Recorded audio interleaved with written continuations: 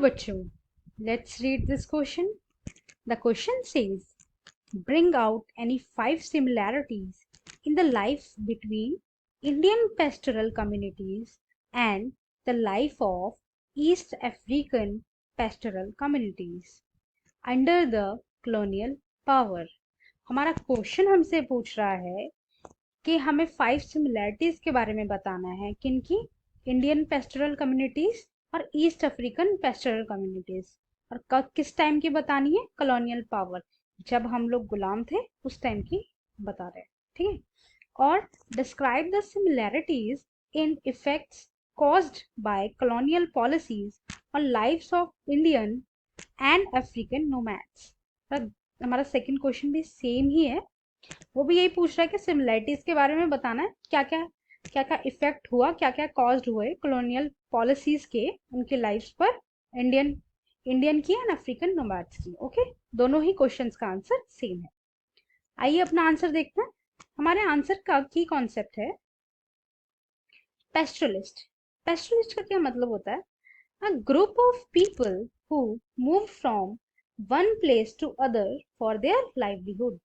ऐसे लोगों का समूह जो एक जगह से दूसरी जगह मूव करता हो अपने लाइवलीहुड के लिए, अपने जीवन यापन के लिए, उसको पेस्टलिस्ट बोलते हैं, ठीक है। अब आइए सिमिलैरिटीज देख लेते हैं कि क्या क्या सिमिलैरिटीज है दोनों कम्युनिटीज के बीच में। फर्स्ट सिमिलैरिटीज जो है वो है मेन वेल्थ। वेल्थ क्या थी इस कम्युनिटी की?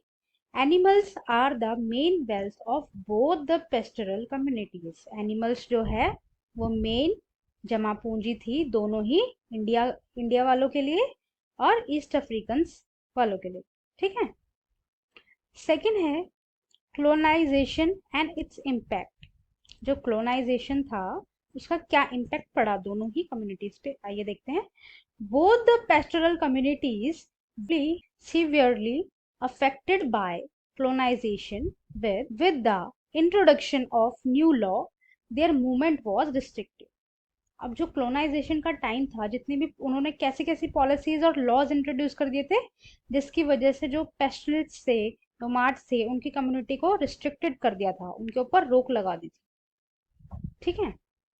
थर्ड पॉइंट है social discrimination. Both the communities were socially discriminated to humiliate the pastoral communities of India. The government passed the Criminal Tribes Act। दोनों ही कम्युनिटीज को काफी ज्यादा ह्यूमिलिएट करा इस कॉलोनियल गवर्नमेंट ने, कॉलोनियल पावर ने। इंडिया में क्या था, गवर्नमेंट ने कौन सा रूल एक्ट पास कर दिया था? Criminal tribes act. इसके अंतर्गत बहुत सारी कम्युनिटीज थी पेस्टलिस्ट जिनको उन्होंने क्रिमिनल ही घोषित कर दिया था, ठीक है, उनको क्रिमिनल डिक्लेयर कर दिया था। And in Africa pastoralist communities were not allowed to enter the markets in white area।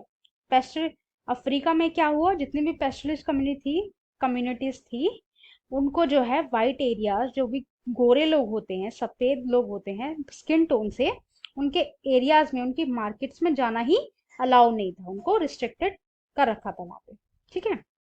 Fourth similarity है रिएक्शन टू चेंजेस। जो भी रिएक्शंस आए वो क्या थे? The pastoralist communities reacted almost in a similar way. जो दोनों ही पेस्टलिस्ट कम्युनिटी थी, चाहे वो इंडिया की हो चाहे वो ईस्ट अफ्रीका की, दोनों ने ही सिमिलर वे में उसको रिएक्ट करा। Okay, I hope you understood. Thank you and best of luck.